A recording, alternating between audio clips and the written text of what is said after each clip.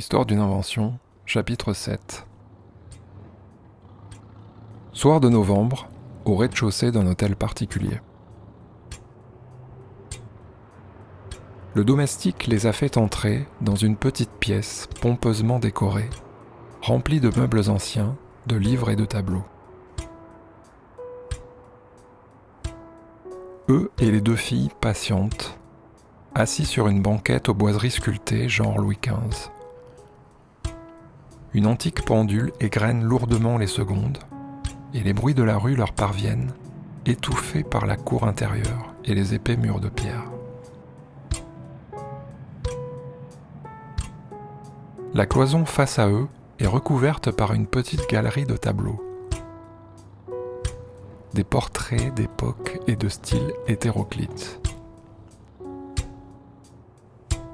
Le tableau le plus important, placé au centre, représente un jeune homme debout sur le pont d'un navire, son regard dominant fièrement l'horizon. Eux se demandent si ce personnage a existé et s'il a un lien avec le propriétaire des lieux. À côté de lui, V et sa sœur sont comme toujours en plein bavardage. « Oh là là, elle est immense cette baraque. Combien de pièces il y a là-dedans à ton avis ? Je sais pas, mais c'est dingue. Ça me rappelle un château que j'ai visité. Et blablabla, qu'est-ce que ça parle les filles, de vraies pies, elles s'arrêtent jamais. Tout à coup, ils entendent une porte qui grince, suivie d'une voix tonitruante qui résonne à travers la pièce. « Ah, cher ami !» Le baron entre d'un air enjoué. Dandy fringant, costume en tweed, barbe et cheveux grisonnants.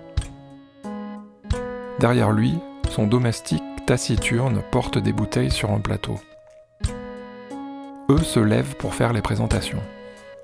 Monsieur le baron, je vous présente M, ma sœur, et V, l'une de ses amies. Mesdemoiselles, mes hommages. Votre présence illumine et rajeunit ma vieille bicoque. À votre âge, vous devez trouver toutes ces antiquités bien poussiéreuses. Mais que voulez-vous ? Pour moi, c'est une vieille demeure familiale, peuplée de souvenirs et de quelques fantômes.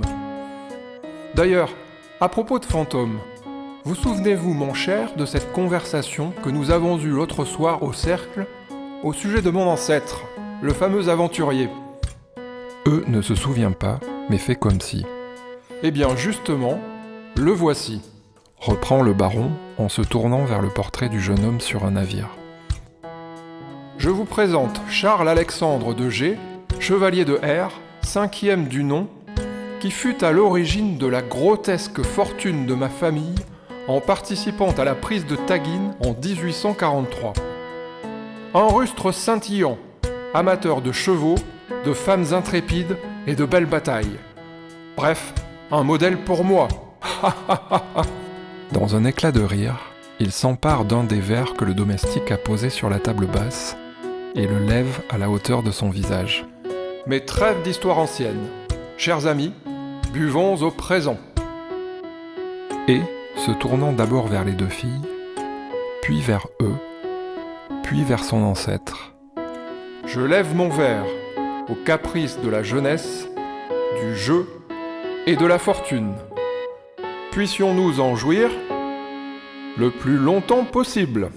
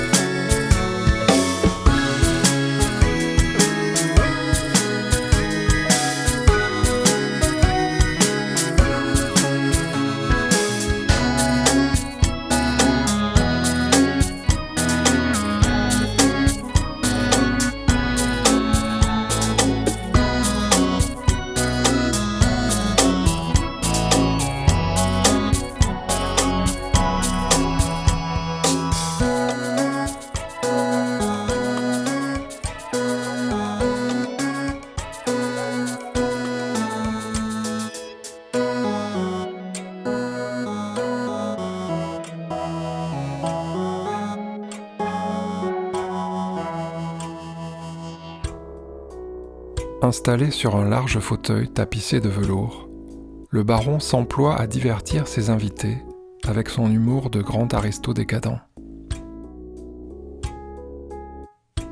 Eux l'a rencontré au cercle de poker qu'il fréquente. D'abord, il croyait qu'on le surnommait baron à cause de son style grandiloquent. Mais on lui a appris ensuite que c'était pas un surnom et qu'il appartenait réellement à l'une des plus anciennes familles de France. Comme les deux jeunes filles, intriguées, lui posent des questions sur les portraits accrochés au mur, le baron leur explique que tous représentent d'illustres membres de sa famille, notamment un député sous la Convention, un royaliste excentrique sous la Troisième, ou encore une jolie dame posant élégamment devant un château. Ma chère mère Adélaïde, née vicomtesse de F, devant sa demeure poitevine qu'elle occupe encore aujourd'hui. Se dit qu'il a bien fait d'amener sa sœur avec lui. Rencontrer un personnage aussi brillant dissipera sans doute ses inquiétudes au sujet du poker et de ses fréquentations. Au moins, elle ne s'imaginera plus le cercle comme un sordide repère de petits truands. Cependant, V, qui s'était tenu jusque-là, entreprend soudain de bombarder leur hôte de questions, surtout à propos du portrait de la vicomtesse, qu'elle trouve magnifique. Quel âge avait-elle à l'époque ? Était-elle déjà mariée avec votre père ? Et ce grand château, y avez-vous vécu dans votre jeunesse ?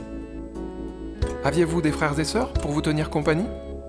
La trouvent beaucoup trop indiscrète. Cette fille est d'un sans-gêne, c'est incroyable. Elle peut pas s'empêcher de la ramener sans arrêt. Mais le baron ne s'en offusque pas. Il semble plutôt amusé par cette curiosité. Eh bien non, lui répond-il. Je suis fils unique, seul et indigne héritier de ma glorieuse lignée. Et dernier selon toute vraisemblance, puisque je ne me suis jamais marié, aux grandes dames de ma pauvre mère. Quel dommage! Pourquoi donc? Oh, je ne suis qu'un vieux célibataire, trop attaché à ses habitudes.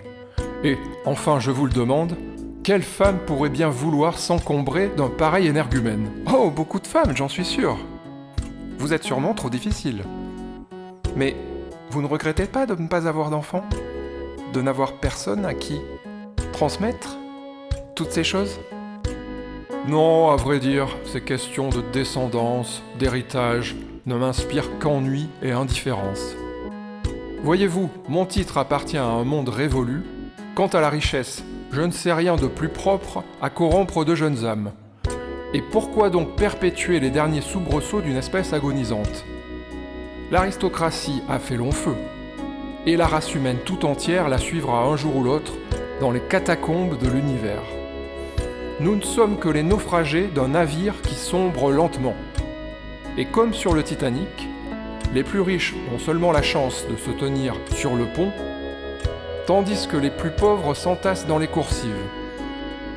Il ne nous reste qu'à jouir des derniers rayons du soleil en dansant et dilapidant notre fortune dans les abîmes de ce monde qui nous engloutit. La voix du baron s'élève et prend des intonations lyriques, tandis que V, ravi, pousse des « oh » de surprise et des « oh » d'admiration. En revanche, perçoit une certaine crispation du côté de sa sœur.